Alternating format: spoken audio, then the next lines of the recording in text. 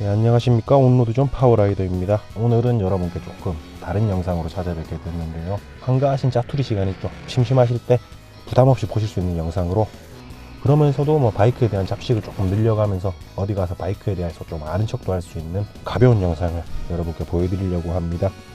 일단 바이크 전설을 말하다 시리즈 첫 번째 영상은 터보 바이크들, 순정 터보 바이크를 일본 4대 메이커에서도 양산을 했었거든요. 그 터보 바이크에 대해서 먼저 좀 얘기를 해볼까 합니다. 일단 1981년에 혼다가 요 CX500 터보를 투입했습니다. 그리고 같은 해 12월 야마하가 XJ650T를 투입했고, 한 해 넘어가죠. 1982년에는 스즈키에서 XM85라는 모델을, 그리고 혼다가 CX650 터보를 내놨습니다.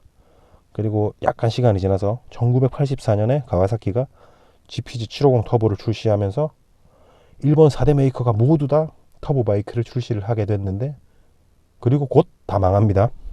결론은 다 망했어요. 어쨌든 제일 먼저 나온 CX500 터보를 살펴볼게요.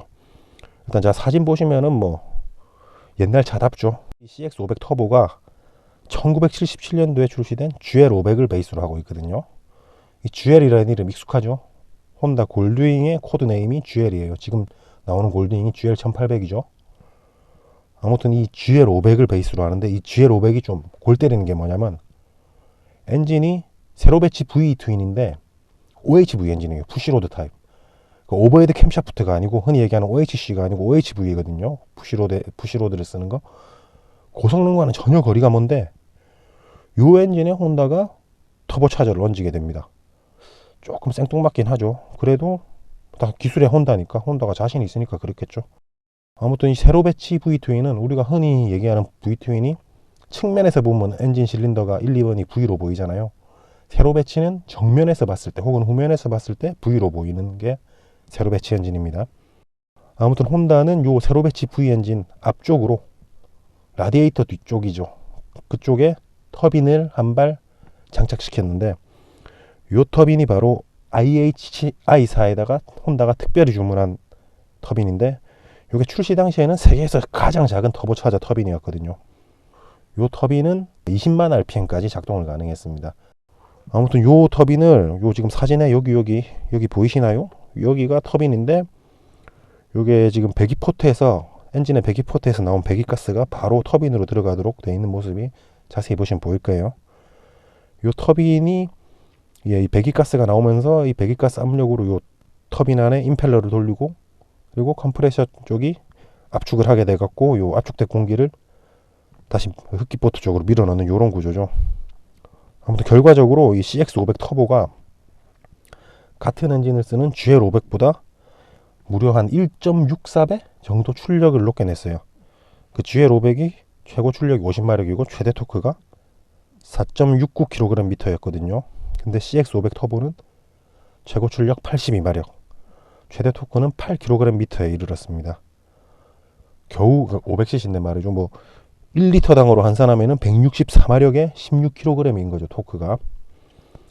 아무튼 근데 이 CX500 터보는 단순히 터보를 얹은 것만 의미가 있는 게 아닙니다. 자, 이제 어디 가서 또 아는 척 할 만한 포인트인데요. 세계 최초로 퓨얼 인젝션 시스템을 탑재한 양산 바이크가 바로 요 CX500 터보입니다. 솔직히 최근에 바이크 타신 분들이야 다들 인젝션 바이크가 너무 익숙한데, 불과 한 10년 전만 해도 카브레이터 바이크들 참 많았거든요. 슈퍼바이크만 보더라도 야마 YZF-R1이 2002년도부터 인젝션을 탑재했고, 실제로 소형 바이크들은 2000년대 후반이나 2010년대 들어서 거의 인젝션화가 되기 시작했으니까, 그 전까지는 대부분 카브레이터였어요. 실제로 90년대 바이크들은 거의 카브레이터가 99%라고 봐야죠. 근데 1981년에 혼다는 CX500 터보에 인젝션을 적용했습니다. 전자식 연료 분사 시스템을 말이죠. 일단 CX500 터보가 상징적인 의미도 있었거든요. 혼다의 기술력을 자랑하고 싶었고, 이 OHV 엔진에다가 터보를 달아갖고 고출력화를 시키다 보니까 노킹 문제도 있고, 그 다음에 흔히 얘기하는 독강 터보, 부스터가 빵 하고 이제 스프럽이 걸리면 빵 하고 출력이 나오는 이런 문제점도 조금 해결하기 위해서 카브레이터보다는 인젝션을 적용하게 됐죠. 참고적으로 요 시절 일본 4대 메이커 터보 바이크 중에 카브레이터를 탑재한 바이크는 야마 XJ650T 밖에 없고 다 인젝션이었습니다. 최초 적용이 CX500 터보인 거죠. 원래 NA 출력이 50마력밖에 안 되던 놈인데 일단 출력을 갖다가 엄청나게 끌어올린 거죠. 82마력으로. 그러다 보니까 이제 또 뭐 그 당시에 뭐 가변 그 지오메트리 터보에 VGT가 있던 것도 아니고, 그러니까 터보렉이 상당히 심했던 걸로 알려지거든요. 출력은 높았으나 터보렉은 심해갖고 다루기는 좀 어려웠다고 합니다. 그래도 일단 출력이 깡패라고 빠르긴 꽤 빨랐던 걸로 알려지는데, 뭐 해외에서 이제 테스트한 결과를 보면은 뭐 실측 최고 속도가 206km를 기록하고 있고, 쿼터마일 드래그 레이스 403m를 12.3초 만에 주파 속도는 170.6km 정도를 기록하고 있거든요. 꽤 빨랐죠, 생긴 거랑 다르게. 아무튼 혼다는 그리고 여기 확장판 조금 더 배기량이 큰 CX650 터보를 나중에 이제 투입하게 되는데요. 1982년도에 이 CX650 터보를 투입한 이유는 CX500 터보가 모자란 것도 있었겠죠 아마. 근데 제일 중요한 거는 서독에 수출을 하기 위해서였습니다. 서독이라고 하니까 조금 난감하신 분도 계실 텐데, 예, 실제로 이때는 독일이 분단 국가였어요. 실제로 뭐 서독 동독 통일한 지 얼마 안 됐잖아요. 어릴 때 막 서독 동독 통일한다고 막 뉴스 났던 막 기억이 막 나는데, 이게 1990년인가 그때 통일됐죠. 아무튼 서독에서 650을 원해가지고 혼다가 GX650 터보를 투입하게 된 겁니다. 뭐 역시 GL650 엔진을 기반으로 하고 있고요. GL500이랑 GL650이 150 차이 나지만 기본 구성이 거의 비슷해요. 하지만 이제 혼다가 CX500 터보가 출시되고 1년 있다가 낸 놈이다 보니까 혼다답게 기존에 있던 트러블들을 많이 해결을 하고 출시를 한 걸로 알려지고 있습니다. 일단 터빈도 그 기존 터빈에서 또 혼다가 IHI에 특별 터빈을 주문을 했어요. 흡입 즉 그 컴프레셔 쪽 터빈이 직경이 3mm 더 커진 터빈을 적용하게 됐거든요. 결과적으로 이로 인해서 CX500 터보에 나타나던 그 터보 렉으로 인한 좀 다루기 어려움, 그런 거를 많이 해결한 걸로 알려지고 있고, CX650 터보는 최고 출력이 100마력이었어요. 최대 토크는 9.5kgm였고, CX650을 100마력으로 세팅한 거는 이유가 있었어요. 당시에 서독에서는 바이크 최고 출력 제한이 있었는데 그게 딱 100마력이었던 거죠. 뭐 이제 알려지는 바에 의하면 당시에 혼다에서 이제 CX500 터보를 이미 세팅을 해봤고, 그 세팅 기술을 가지고 이제 뭐 양산을 했으면은 103, 40마력까지도 무난하게 뽑을 수 있었는데, 서독 수출을 위해서 만들다 보니까 100마력으로 출력을 제한했다. 뭐 그 제한이 없었으면 140마력 이 정도도 충분히 뽑았다. 뭐 이렇게 알려지고는 있습니다. 뭐 사실인지 아닌지는 뭐 그것도 개발하신 분이 알겠죠.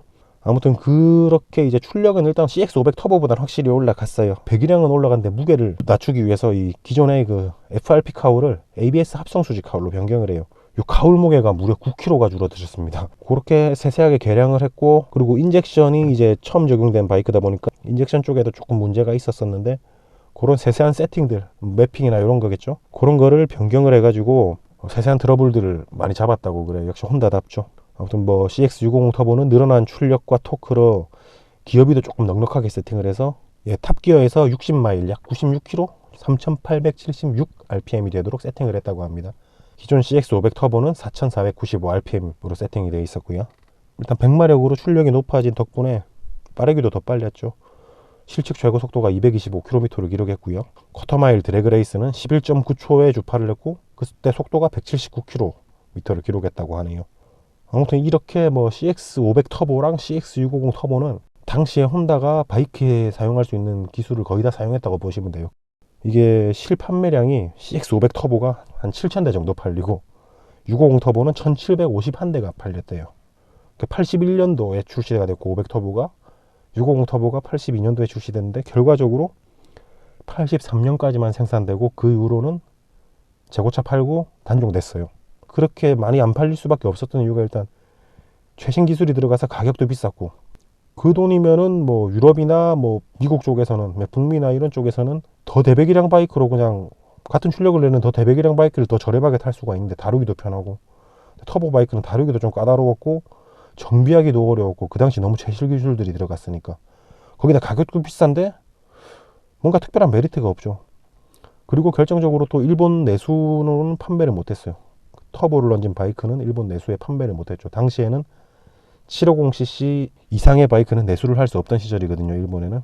그래서 일본 메이커들은 그 이하의 바이크에 터보를 얹어서 750 이상의 출력을 내면은 내수도 좀 되지 않겠나라고 생각을 했는데, 일본 정부에서 터보는 안 돼 이래가지고 뭐 일본 내수 시장에도 판매를 못하게 됐어요. 이게 만약에 그때 나와갖고 버블 경기랑 잘 물렸으면은 꽤 팔렸을 수도 있거든요, 이런 애들이. 근데 이미 이제 버블 경기가 시작되기 전에 다 단종이 돼버린 거죠. 이미 안 팔렸으니까. 아무튼 실험적인 모델이에요, 결론적으로는. 그렇게 뭐 안 팔리고, 결과적으로는 안 팔리고 이제 전설적으로 남아갖고 혼다의 그 역사에 쓰여진 그런 모델이 바로 CX500 터보, CX650 터보라 할 수 있겠습니다.